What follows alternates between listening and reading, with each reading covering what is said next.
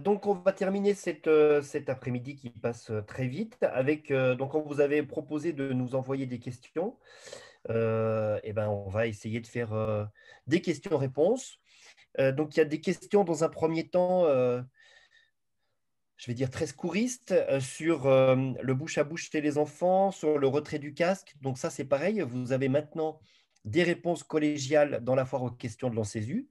Mais comme là, on est en direct et qu'on aime bien se parler en direct, peut-être que on va pouvoir vous y répondre. Julien, notre pédiatre, est-ce que Juste, tu as... Gaël, avant, peut-être il y avait une question qui est intéressante et à laquelle je ne sais pas répondre, mais la question d'Éric là, sur le cumul d'activités pour les PH, est-ce que pour les PH, il faut un cumul d'activités quand l'activité de formation est statutaire? Ah, bah, j'ai pas Est-ce vu que la quelqu'un question. sait répondre à Alors, cette question? dans notre CHU, on demande pas de ce document pour les PH. Et ils sont rémunérés en tant que vacataires? Et ils Ou... sont rémunérés en tant que Ouais. vacataires. Et nous, dans notre CH, donc c'est sur du temps de travail. Et donc, s'ils n'ont pas fait leur quota de travail, c'est des heures supplémentaires. Donc du TTA. Ouais. OK. On pourrait chercher, de toute façon, à garder toutes vos questions sur les questions sur lesquelles on n'a pas répondu. On essaiera de vous faire des réponses concrètes pour que ça puisse être simple pour vous. Donc, je reviens sur mon fameux bouche à bouche. Julien, Alors, effectivement, on vous a proposé une réponse collégiale sur la fois en question, donc je vous invite à la lire. C'était le fruit de nos échanges au niveau du CA, mais globalement, ce qui ressort de notre réponse, c'est que oui, les insufflations sont essentielles chez l'enfant, encore plus prioritaires que chez l'adulte, lorsque la respiration est absente ou agonique. Toutefois, les professionnels que l'on forme, c'est dans un principe de sécurité, de protection, c'est par l'usage d'un matériel d'insufflation, le BAVU, qu'on souhaite les voir administrer ces insufflations. Donc, les professionnels que l'on forme dans le cadre des AFGSU, c'est à l'aide d'un BAVU. Toutefois, nous, on a un public qui peut être en demande d'un besoin spécifique, qui est notamment le cadre de sa vie privée, hors contexte professionnel. Et donc, l'enseignement du bouche à bouche chez l'enfant peut se justifier au cas par cas, le cas échéant, pour répondre à des situations hors contexte professionnel. Donc, libre au CESU d'organiser un apprentissage du bouche à bouche chez l'enfant si la demande de ce public est de faire face, en dehors du contexte professionnel, à des enfants nécessitant des insufflations. Si par contre, on est dans une situation de professionnels qui ne sont pas des professionnels de santé, type AFGSU 1, il n'y a pas d'apprentissage du BAVU, et donc l'enseignement prioritaire, c'est l'alerte, les compressions thoraciques, la défibrillation, et là aussi, l'enseignement du bouche à bouche, c'est uniquement pour répondre, le cas échéant, à des situations hors contexte professionnel. Et la troisième situation qu'on a envisagée, c'est évidemment lorsque les CESU ont l'agrément pour faire de la formation citoyenne, type PSC1. Alors là, oui, conformément au référentiel, les insufflations bouche à bouche chez l'enfant doivent être enseignées. Voilà les éléments de réponse qu'on a pu partager. Je vous laisse les lire en détail sur la foire et questions, où on a envisagé aussi le cas de figure de l'adulte, mais là qui sort un petit peu de la question posée par Gaël. merci Julien. Donc, encore une fois, vous retrouvez tout ça sur la fac.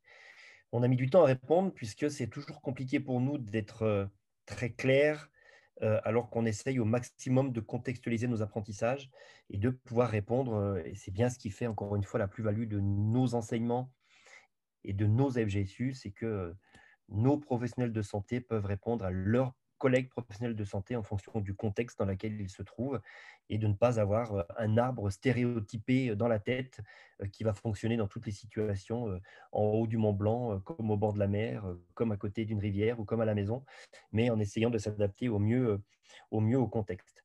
Dans le même état d'esprit, il y avait une question sur le retrait de casque. Je ne sais pas si quelqu'un veut répondre. Ça inspire toujours autant le retrait de casque. Alors, qui c'est qui prend le retrait de casque? Il n'est plus dans le programme de la GSU. Ça, c'est la première chose. Est-ce qu'il doit être enseigné?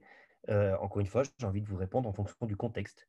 Est-ce que vous enseignez la pose d'une attelle de Denouet parce que vous avez dans votre public uniquement des gens du préhospitalier ou de l'urgence ou des gens qui ont l'habitude de ce genre de choses, eh bien, on contextualise les apprentissages, oui, on va l'enseigner.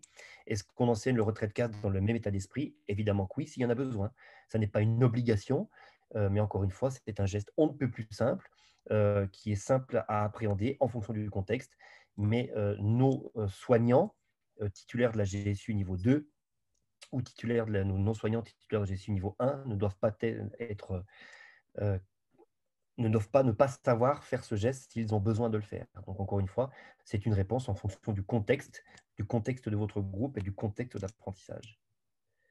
Voilà, là, je vois que tous mes collègues m'ont laissé tomber, mais c'est la chose sur laquelle on s'était mis d'accord pour pouvoir répondre sur la foire aux questions.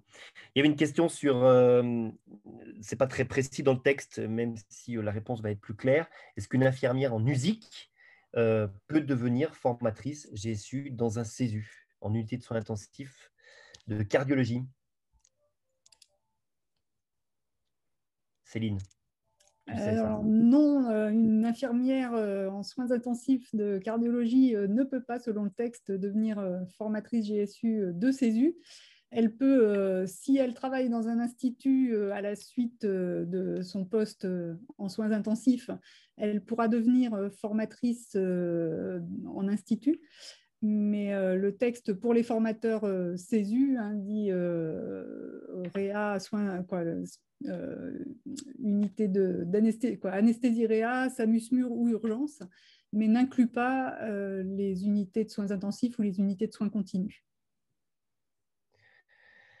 Ensuite, on avait une question sur le temps partagé. Est-ce qu'il y a dans un texte un pourcentage minimum requis pour un temps partagé d'un soignant entre son unité de soins et le centre d'enseignement des soins d'urgence? Est-ce que pour être Ça ne considéré figure pas dans le il y a texte. un minimum requis? Donc voilà, la réponse est ça, il n'y a pas de minimum requis dans le texte. Même si, encore une fois, on voit globalement que la moyenne est à 20%. C'est-à-dire qu'on fait entre 20 et 25%, un quart, trois quarts ou un cinquième, 4 cinquièmes pour ce qui est du temps de travail dans le centre d'enseignement et le reste du temps de travail dans son unité de soins habituelle. Autre question sur le temps de l'enseignement de l'AFGSU en IFSI. Donc ça, c'est une question qui est revenue très régulièrement, enfin qu'on a depuis des années. Vous savez que c'est prévu en S2. Isabelle, peut-être c'est toi qui avais géré cette question. Je te laisse répondre. Oui, après, c'est dans l'UE 43 S2, ce qui veut dire S2 second semestre. Il peut être intéressant, effectivement, de l'étaler sur plusieurs années, mais tout de même, la validité, c'est l'UE 43 S2. Donc, peut-être voir avec les directeurs d'IFSI pour établir un programme cohérent, à savoir est-ce qu'on valide la FGSU absolument au S2 et parfois après plusieurs années, parce qu'il y a des reports pour certains étudiants, il faut réactualiser la FGSU avant qu'il ne soit présenté au diplôme. Soit on fait un rappel en troisième année, ce qui est aussi possible en S6, soit on peut se servir aussi de l'UE 43S4 soins d'urgence, donc au quatrième semestre, pour peut-être revalider ou valider ce qui n'a pas été vu la première année. C'est tout de même, le directeur de l'institut qui va décider avec les cadres enseignants de la progression et de comment on l'inclut. Même si on pourrait dire que le faire sur plusieurs années, ça peut être intéressant, d'autant qu'il y a quand même une unité en semestre 4 qui est relative à l'urgence. Ce qui était très clair, c'est qu'encore une fois, c'est un accord local, même si la loi est aussi assez claire, les GSU en S2, mais s'il n'y a pas de rappel avant la fin de la formation, c'est un diplôme qui doit être daté du temps de la formation, c'est-à-dire du S2.